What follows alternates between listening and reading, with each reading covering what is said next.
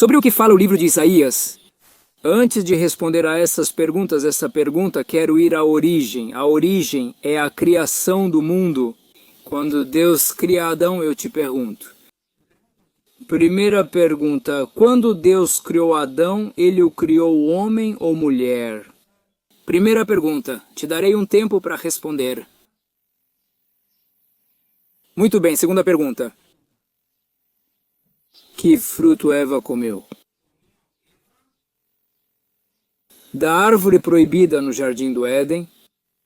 Vou te dar um tempo para responder. Muito bem. Se essas foram suas respostas, obrigado. Deus criou primeiro um homem. Deus criou um homem, não uma mulher. Deus criou um homem. E sua segunda resposta foi: Eva comeu uma maçã. Este vídeo é especialmente bom para você, se Deus quiser. Vamos começar. Primeiro é preciso saber, vamos ler o versículo em hebraico e depois eu vou traduzir. Diz assim, estamos em Gênesis. Gênesis, capítulo 1, versículo 27 primeiro. Muito bem. Diz assim, Vaivra Elohim, o homem em seu chão, no chão de Deus ele o criou, o amor e a alegria ele os criou. Tradução livre, diz, e Deus criou Adão à sua imagem, alegria segundo sua imagem divina. Ele o criou e depois diz algo muito importante. Masculino e feminino, ele os criou. Criou e os criou, e os criou e os criou. Zahar é masculino, Nekeva é feminino, Baraotam está no plural. Ele os criou. Agora você vai entender por que te conto isso sobre Adão, sobre Isaías, ao livro de Isaías, ao profeta Isaías, muito bem. Sobre a segunda pergunta, o que Eva comeu? Que fruto proibido Eva comeu no jardim do Éden? E se você disse maçã, você precisa saber que na Torá em nenhum lugar diz que é maçã, e nossos sábios dão diferentes respostas sobre que tipo de fruto Eva comeu. Como esse não é o nosso tema, se você quiser, te convido a assistir em nosso canal, que há pouco tempo tem um vídeo sobre esse assunto, que se chama Não Era Uma Maçã, está na capa, diz, não era uma maçã. O título também pergunta, o que Eva comeu no jardim do Éden? Não lembro ao certo, mas tem uma maçã, uma foto de maçã, que na verdade não era uma maçã. Se quiser, te convido a assistir ao vídeo, onde abordo esse tema com mais profundidade. Mas eu prefiro agora falar mais sobre o que viemos conversar neste vídeo. Agora, por quê? Por que eu comecei a te contar isso sobre Adão e Eva? E se eles eram homem e mulher? Porque eu te conto o que eu acredito. É assim, tem muita gente com muitas boas intenções, mas na hora de estudar a Torá, ou se aproximar da Bíblia sem saber hebraico, estão próximos das fontes e dos sábios judeus, podem chegar a conclusões não só erradas, mas opostas e contrárias à vontade de Deus. Ou seja, aqui tem algo que eu sinto que é muito triste, porque algumas pessoas têm bom coração e boas intenções. Mas será que realmente vai às Escrituras, às Sagradas Escrituras, à Bíblia judaica, e lê, por exemplo, uma tradução do hebraico? Porque geralmente a tradução, ou seja, o hebraico, é impossível de traduzir de forma realmente correta, se não é de acordo com as explicações da Torá oral, que basicamente é preciso saber que Deus, quando deu a Torá, deu as duas Torote, é no plural. Por que eu digo duas Torote? Deus no Monte Sinai. Deus deu a Torá escrita, o que hoje conhecemos como a Bíblia judaica, que é a Torá escrita. E então deu também, no mesmo momento, a Torá oral. O que é a Torá oral? A Torá escrita possui vários versículos. Sem as explicações dos sábios, talvez Deus não permita compreender e a pessoa realmente não entenda. Então, como nós sabemos a vontade de Deus? Sempre, sempre, sempre com a Torá oral, com o que Deus disse a Moisés em seu momento. Está tudo escrito em nossas escrituras. Como foi o processo? Mas basicamente eu digo de forma muito, muito, muito simples. Assim começa em nosso livro do Tratado de Avot, dos nossos patriarcas da Mishnah. É um livro de mais ou menos 2000 anos atrás, cuja primeira Mishnah, o primeiro ensinamento, justamente fala sobre isso. Como foi a tradição oral? Vou tentar dizer de memória.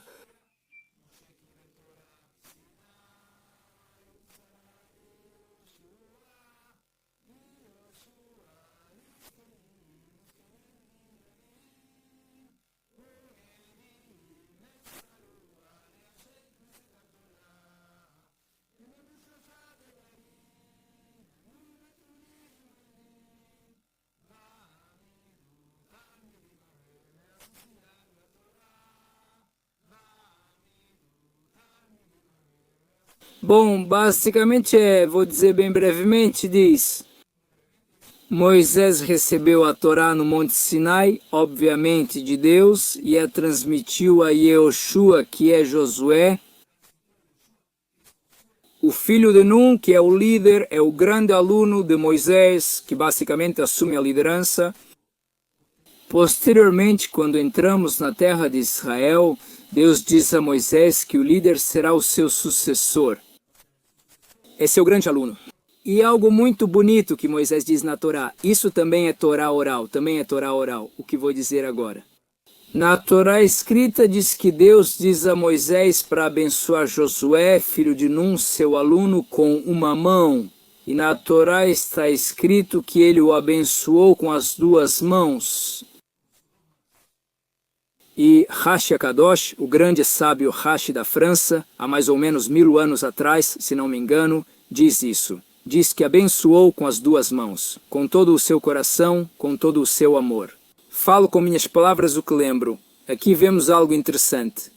Que Deus diz, basicamente é como se Deus dissesse: bom, agora diante do povo, dê sua bênção ao seu sucessor, ao seu grande aluno. Josué, filho de Nun, receberá a bênção e continuará. Mas aqui vemos que Moisés não apenas estendeu uma mão, com as duas mãos, com todo o seu amor, ele deu a bênção a Josué, filho de Nun, para que a liderança continue. Quando saímos do Egito, ficamos 40 anos no deserto. Depois recebemos a Torá e entramos em Israel, na terra de Israel, por ordem divina, sob a liderança de Josué, filho de Nun. E depois de 14 anos em Gilgal, chegamos a... Talvez você conheça a história. Chegamos à cidade ancestral de Shiló, onde ficou o primeiro tabernáculo por 369 anos. Ficamos lá quase 400 anos em Shiló, o tabernáculo. Talvez você conheça a história de Anahaná. Em hebraico, Ana é a mãe do profeta Samuel, e Elcaná, seu marido, e Eli, o grande sacerdote. Impressionante.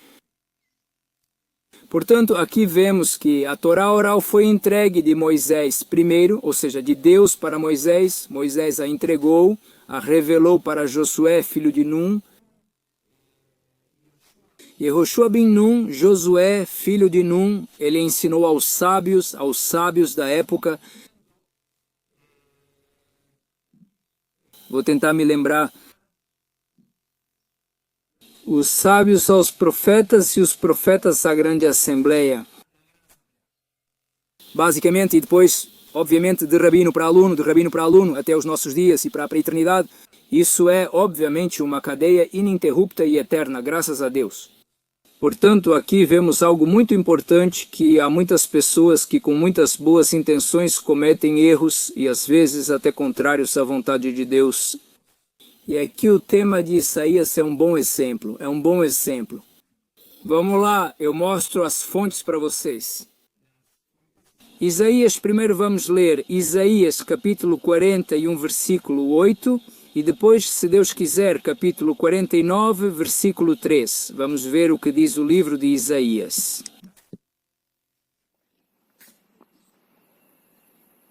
Diz assim: E você, Israel, meu servo,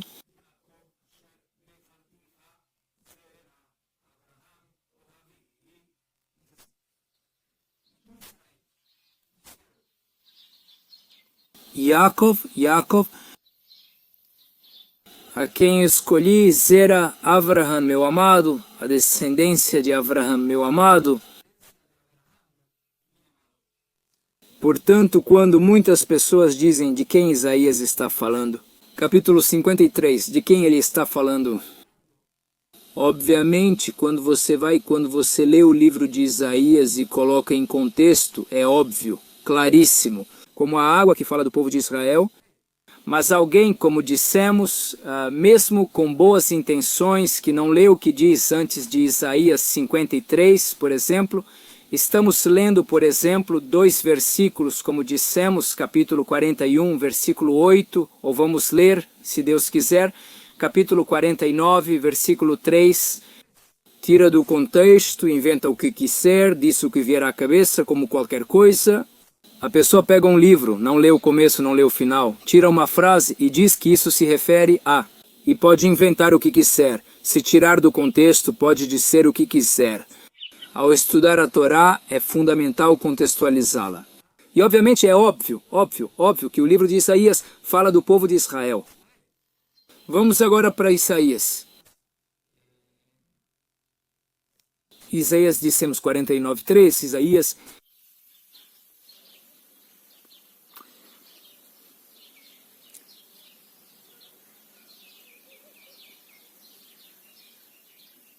Diga-me e diz para mim, homem, até que nós mesmos vivamos.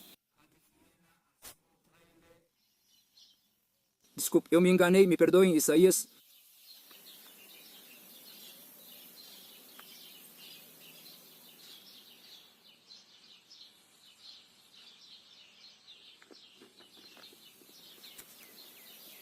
Diga-me. E diz para mim que Israel, que em você há uma árvore. É Isaías 49, versículo 3, diz assim. E ele me disse, você é meu servo, Israel. Ontem vi em você e vou me vangloriar de você. Obviamente é claríssimo como a água que o livro de Isaías, colocado no contexto correto, fala do povo de Israel. Agora, por que eu comecei a falar de Adão também?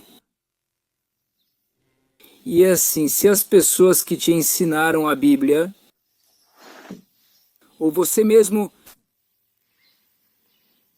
você pensou que Isaías capítulo 53 fala de alguém que não é o povo de Israel? Obviamente é um grande erro, está claríssimo que é um grande erro. Ou se você ou aqueles que te ensinaram te disseram se você perguntou ou não perguntou. Mas claro, Adão era homem, como era homem, e mulher, onde está escrito, onde está escrito. Se alguém diz isso, significa que não estuda a Torá da forma correta. Portanto, tanto faz se te disseram coisas sobre Isaías 53, não como as que estou te dizendo agora, ou de outros aspectos da Torá, da Bíblia, de forma descontextualizada. Ou te disseram, por exemplo, o fruto, claro que é uma maçã, está escrito que é uma maçã, como você pergunta isso?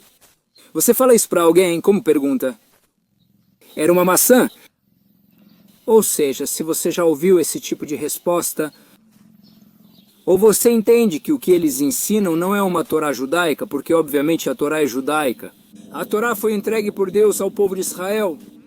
Isso é óbvio e claro, mas se alguém diz ensinar a Bíblia, mas a Bíblia que ensina não é uma Bíblia de acordo com a Torá escrita judaica,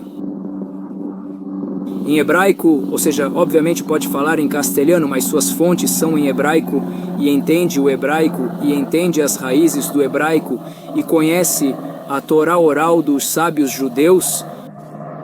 Se não cumprir essas condições, você tem que colocar um grande sinal de alerta, de interrogação, porque em certo aspecto você está colocando sua alma e sua vida nas mãos de pessoas que não sabem. As fontes que você deve conhecer, talvez com muito boas intenções, pode haver pessoas, como eu digo, há pessoas com muito boas intenções. Na verdade, há muitas pessoas que justamente estiveram em mundos onde não eram judaicos, em religiões, outras crenças, e por uma sede real e boas intenções reais. Começou a estudar Torá, mas Torá de verdade, Torá verdadeira dos judeus. E começou a perguntar aos sábios judeus, o que vocês acham disso? O que vocês acham disso? O que a Torá diz sobre isso? E lentamente começaram a perceber que o que sabiam estava errado. Mas graças a Deus que lhes abriu os olhos e o coração para entender. Mas infelizmente há muita gente que não sabe disso, que não sabe. Portanto falo por mim, eu, o pequeno, eu sinto que é uma responsabilidade nossa, dos judeus, e um presente que Deus nos dá, saúde para as nações. Somos muitos judeus que tentamos fazer o melhor e obviamente não é estudar Torá, ensinar Torá. Saúde para as nações. É preciso saber que houve 2000 anos em que o povo israelense esteve em silêncio, de certo modo porque ficamos em silêncio. Porque é preciso saber que tivemos momentos gloriosos na terra de Israel.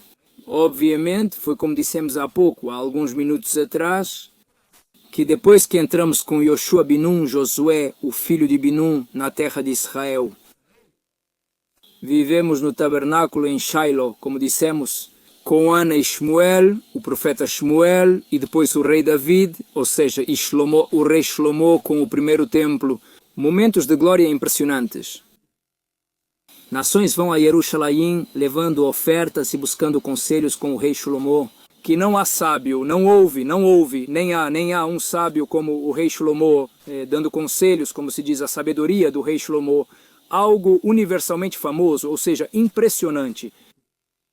O primeiro templo em Jerusalém foi destruído. Ficamos cerca de 70 anos no exílio e depois retornamos à cidade. Segundo templo também houve novamente um renascimento, mas infelizmente depois o segundo templo, o santo segundo templo, Jerusalém, novamente pessoas más o destruíram. E aí tem o que aconteceu? Fomos para o exílio por 2000 anos. Graças a Deus, as profecias se cumprem, como diz o profeta Amós. Existem muitas profecias, mas agora quero me concentrar no que diz o profeta Amós, capítulo 9, versículos 14 e 15.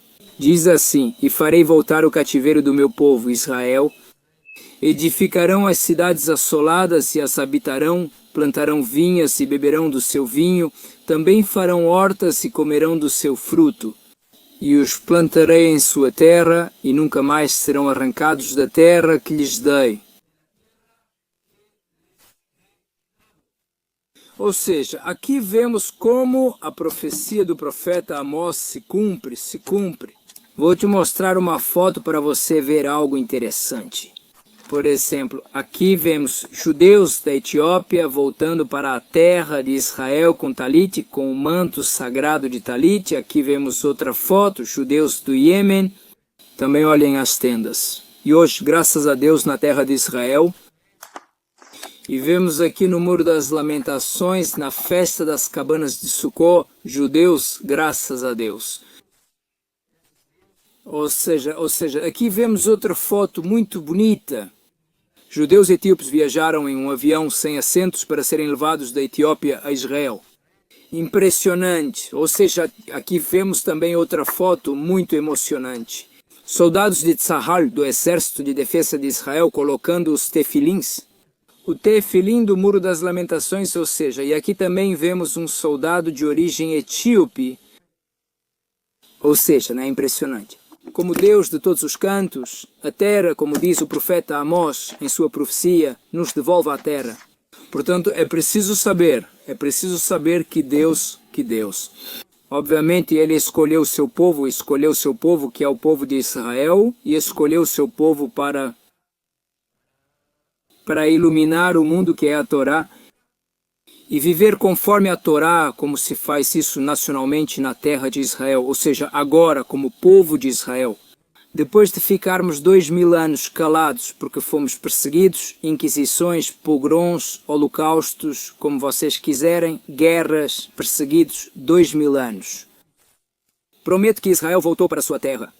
O povo de Israel pode demonstrar que pode viver uma vida judaica de acordo com a Torá e ser um exemplo para as nações.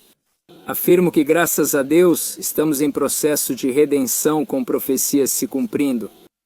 Impressionante! Nossos sábios explicam, de acordo com a profecia, que o sinal mais claro de que a redenção chegou é quando os frutos da terra de Israel aparecem. Digo com minhas palavras, são lindos e saborosos. Ou seja, é preciso saber que por 2000 anos, quando Deus nos tirou da terra, a terra ficou estéril e deserta, desolada. Não havia praticamente frutos. Chegamos. É um jardim, um paraíso. Um bom mercado em Israel. Vocês não sabem, frutas gigantes saborosas, aromas maravilhosos, impressionantes, incrível, impressionante. A profecia está viva e o povo de Israel também, assim. Existem comitivas que, quando Deus nos permite desastres naturais, viajam para diferentes lugares para ajudar. Existem ONGs. A quantidade de ONGs sem fins lucrativos que ajudam tanto em Israel quanto fora do país é impressionante. Porque devemos ser luz para as nações, portanto, isso é muito importante. Concentre-se nesse ponto. Que Deus, nosso Criador, ama toda a humanidade. Deus te ama, Deus confia em você, Deus decide precisar de você e de todo o mundo para cumprir nossa missão. O povo de Israel tem a missão de ser Or Lagoim, luz para as nações. Ensinar a Torá, ensinar a emuná, a fé em Deus, em nosso Criador, uma fé pura, se Deus quiser. Ou seja, saber que a Torá é emet, a Torá é verdade do começo ao fim, a Torá é verdade. E aqui está o que é a Torá. É vontade do Todo-Poderoso, o Criador, para que este mundo vá de melhor em melhor. Que é preciso saber que estamos indo de melhor em melhor. Que, se Deus permitir, mereçamos sempre estar ligados a Ele para conhecer sua vontade. Com alegria e coração, fazer o bem para todos e todos os mundos.